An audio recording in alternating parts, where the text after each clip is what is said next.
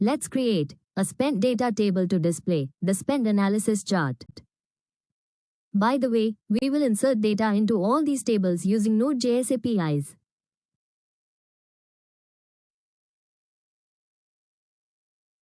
Using this foreign key user ID, references user's user ID line.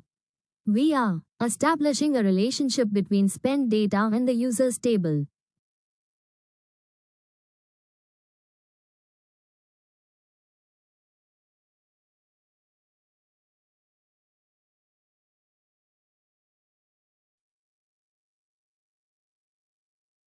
Once we finish creating the database, we will start developing the APIs for our admin panel.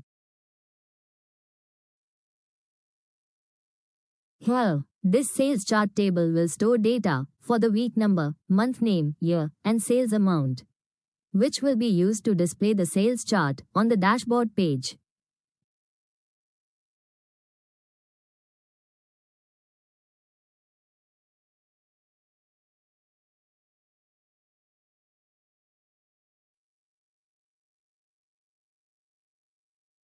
To show this transaction list on this dashboard page, we are creating a transaction table here. I hope you remember, this present list is generated using random data from front-end only.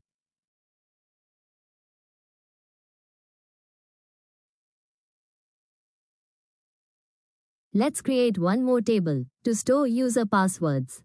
And in this table, this setting ID references ID in the settings table. And this on delete cascade ensures that if a setting is deleted from settings table, their associated password is also deleted automatically. Here, I have completed creating the required database for our admin panel. Now, let's start setting up a Node.js project for the backend and connect it to this database.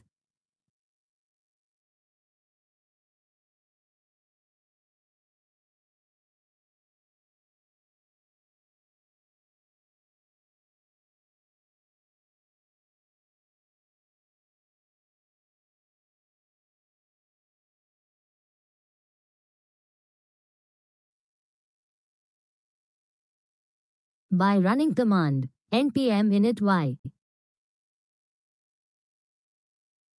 I am creating a package.json file.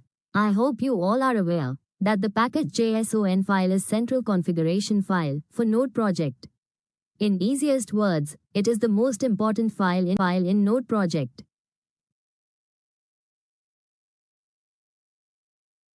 Now, I am going to install all necessary packages. This Express package is useful for flexible web framework in Node.js. This MySQL2 is a library for connecting to MySQL databases. This SQLize is used to simplify database operations by abstracting raw SQL queries and mapping them to JavaScript objects.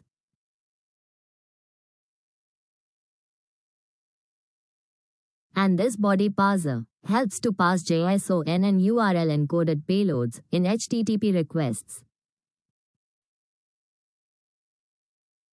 And .env is useful for managing environment-specific configurations, like database credentials or API keys.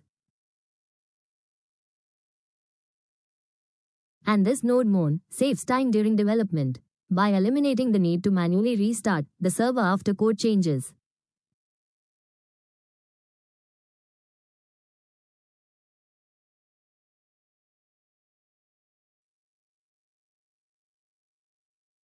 Now, let's start this panel backend project from Visual Studio.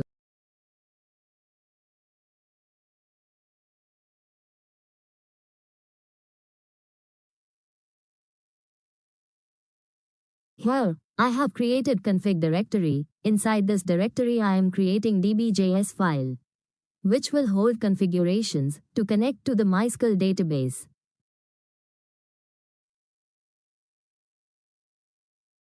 Let's start creating db.js file.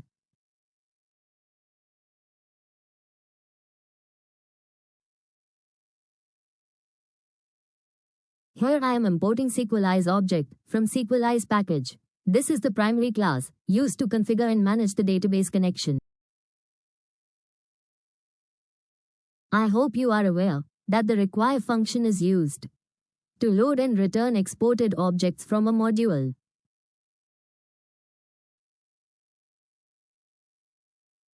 Now we are importing .env package, which is going to be used to load environment variables from a .env file into the processed.env object.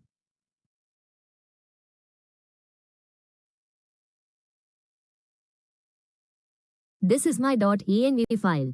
Except password, I have added database name, user and host. Password I will add later.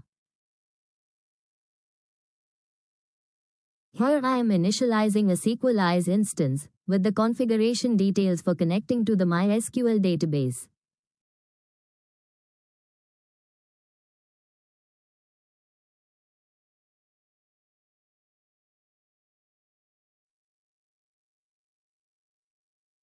Let's authenticate the database connection.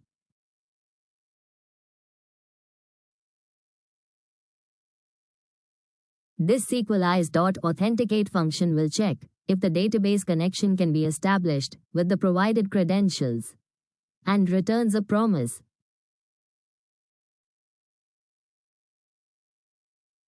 If the connection is successful, it runs the code inside, then and logs database connected. If there's an error, example, wrong credentials or database not running, it runs the code inside catch and logs the error. Now, by exporting the Sequelize instance, we make it reusable across our project.